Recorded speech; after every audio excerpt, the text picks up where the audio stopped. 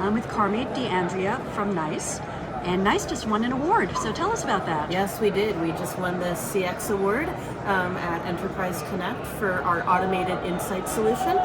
This is a solution where we structure our customers' interactions, and we use that structured data to analyze the business for opportunities around augmentation and automation, cost to serve opportunities, customer experience opportunities, and then we use that structured data and analysis to really help our customers create roadmaps and quantify ROI around different AI solutions. So we just found out about that award about 10 minutes ago, and we're excited.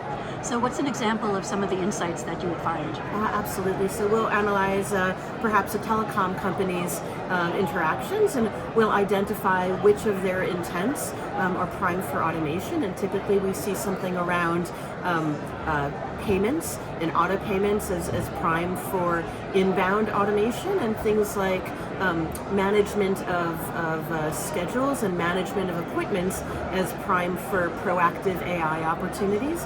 We also identify and quantify what amount of average handle time we might be able to minimize through agent augmentation. So tools like Copilot, which automatically provide agents with the right content during the conversation, the right tooling during the conversation with the customer, and provide an auto summarization of the interaction at the end. So that really helps with the big question, where should I start and what do I automate? Absolutely, and the further question is, what is the return on investment and what is the payback period for this particular investment in AI? Excellent. So give us an update on the Cognigy acquisition. Well, it's integration now. Yeah. So how are the two companies coming together? Yeah, we've worked really, really hard on the integration, and so one of the most exciting pieces is that we can do this analysis using automated insights, and based on what we identify as prime opportunities for automation, we can use the intelligence around which tasks agents are executing, in what order, the tooling that they're using, and use that to automatically build an agentic agent in Cognigy. So really shortening the payback period. So let's talk a little bit about agentic AI. So how is NiCE approaching this? And obviously Cognigy is a big part of this, but you've been doing lots of things in that area. Yeah, absolutely. So Cognigy is a big part of our agentic AI story.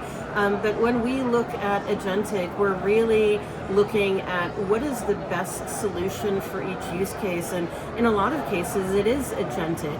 And so primarily when we're looking at automation use cases and augmentation use cases, there's a lot of value to having a solution that can identify the objective, understand the tools that are available to it, and act autonomously towards those end goals. But there's still very much a place for generative AI and deterministic AI. So a lot of the solutions that we build, including Cognigy, really leverage a hybrid of all three, and we have the ability to designate which particular flows or agents leverage which type of technology. So how is that determined or decided? So for compliance use cases, obviously a deterministic flow is the safest approach, and so when we're building out those flows, we're building them deterministically using something like automated insights, which really analyzes the historical interactions that have gone well between a human and a human. When we look at informational type inquiries, that's a perfect approach for generative or RAG, and so we build that flow by connecting the right knowledge bases.